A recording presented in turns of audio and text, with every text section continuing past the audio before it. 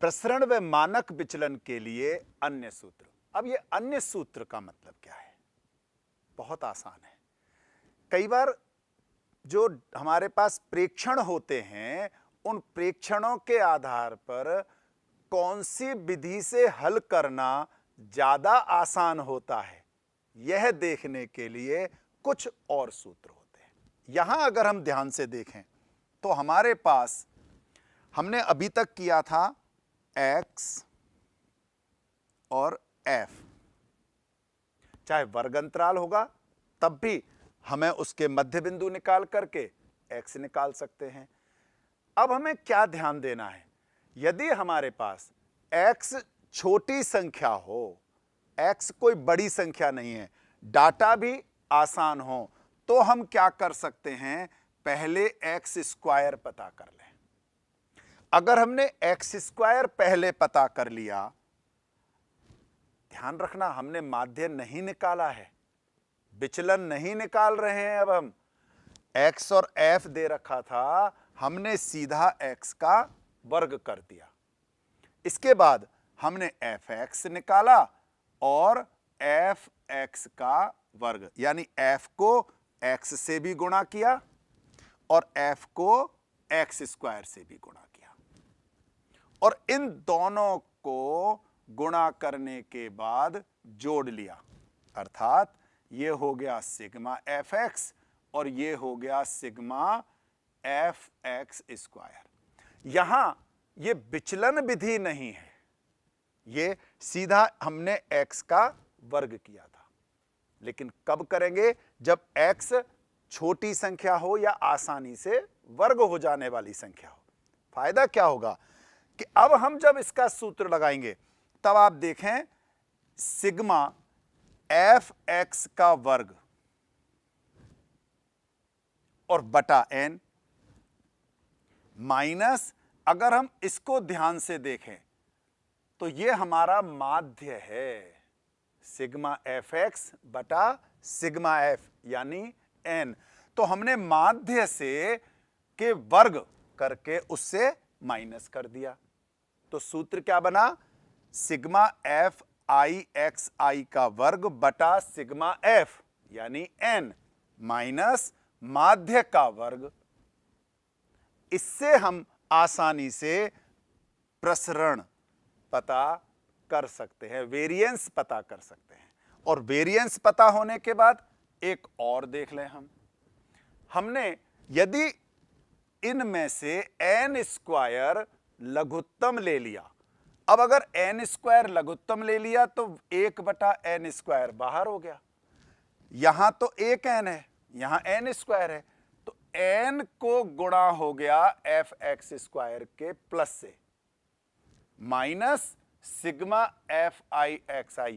ध्यान रखना अब ये हमारा माध्य नहीं है। अगर हमें प्रश्न में साथ साथ सारी चीजें आती हैं कि माध्य भी निकालो, प्रसरण भी निकालो और मानक विचलन भी निकालो, तब तो हमें ये वाला फॉर्मूला काम में लेना चाहिए, क्योंकि हमें माध्य निकालने को आया हुआ है। तो जब माध्य निकालने को ही आया है, माध्य निकालना ही है, तो माध्य निकाल करके उसका वर्ग कर दें। ये स्मार्ट तरीके होते हैं कि हमें किस तरह से कम समय में गणित में आनंद लेते हुए प्रश्न करें। लेकिन अगर मेरे को माध्य नहीं आया, केवल प्रसरण और मानक विचलन आया, तो मैं माध्य निकालने में अपना समय क्यों बर्बाद करूंगा? उस स्थिति में सीधा 1 बटा n स्क्वायर n गुणा sigma fx square minus fx के जमास के वर्ग के साथ लिख करके हम प्रसरण पता कर सकते हैं। और जब प्रसरण पता लग जाएगा तब मानक विचलन के लिए तो इसका वर्गमूल निकालना है। आइए एक उदाहरण देखते हैं। निम्नलिखित आंकड़ों के लिए अब यहां हमसे कहा गया है केवल मानक विचलन, प्रसरण भी नहीं पूछा है। हम इस प्रश्न को 2-3 तरीके से कर सकते हैं। चाहे नहीं पूछा हो, हम चाहें तो पहले माध्य पता करके भी कर सकते हैं, चाहें तो माध्य की आवश्यकता भी नहीं है। फिर प्रसरण का फॉर्मूला लगाएं या सीधा वर्गमूल वाला लगा दें, दोनों ही तरीके से हम इसे कर सकते हैं। लेकिन इस सूत्र से जब हम करेंगे तो जैसे मैंने x लिखा 3, 8, 13, 18 और 23, इसके बाद f लिखा इसके साथ। अब सबसे पहले दोनों कामों में से कोई भी काम कर सकते हो, चाहें तो पहले fx निकाल लो, उसके बाद x स्क्वायर निकाल लो और x स्क्वायर के बाद fx स्क्वायर निकाल लें। हमें चूंकि माध्य की आवश्यकता ही नहीं है, हमें नहीं दे रखा, तो fx का कुल, fx स्क्वायर का कुल और f का टोटल, और f का टोटल हमें पता है कि n होता है।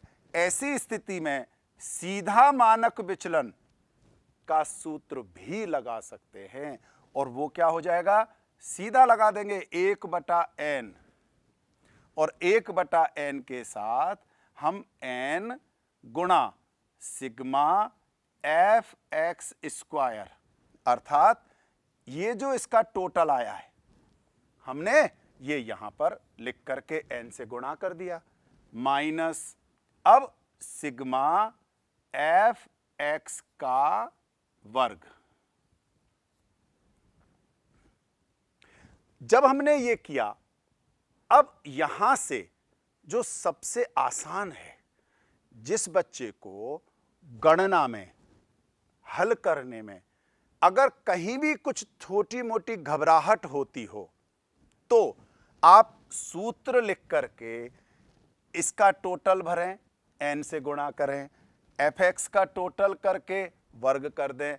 यहां तक भी अगर करते हैं तो काफी अच्छा आपको अपने अंदर आत्मविश्वास आ जाएगा कि आप कर सकते हैं और आप इसमें आनंद ले सकते हैं। आइए देखते हैं इसका हल।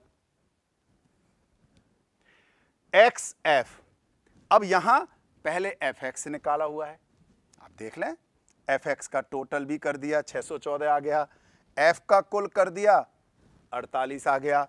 इसके बाद पहले x स्क्वायर पता किया, x स्क्वायर पता करके f से गुणा किया, तब हमारे पास आ गया 9652 और 9652 आने के बाद चूंकि हमें प्रश्न में मानक विचलन पूछा था सीधा, तो मुझे माध्य की भी आवश्यकता नहीं है, मुझे प्रसरण की भी लगता है आवश्यकता नहीं है, तो सीधा मानक विचलन का सूत्र लगा करके आप कर सकते